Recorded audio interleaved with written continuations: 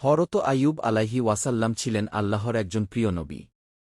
তিনি ছিলেন খুব ধনী, সুস্থ এবং সুখী।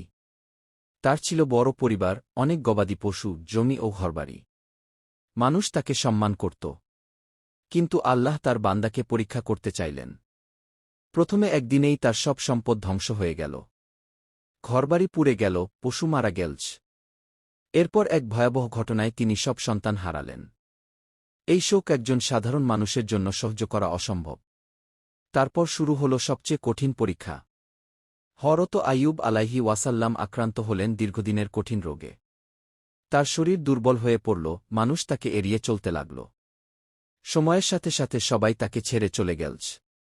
শুধু তার স্ত্রী রয়ে গেলেন, নীরবে, কষ্ট সহ্য করে স্বামীর সেবা করতে লাগলেন।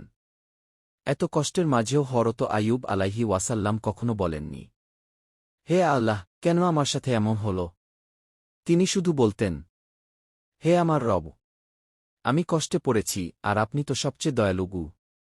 আল্লাহ তার ধৈর্য দেখলেন। একদিন আল্লাহ ওহী পাঠালেন, তুমি তোমার পা দিয়ে মাটি আঘাত করো। যখন তিনি মাটি আঘাত করলেন, সেখান থেকে বের হল এক ঝর্ণা।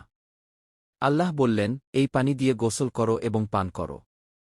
সাথে সাথেই তিনি সম্পূর্ণ সুস্থ হয়ে গেলেন।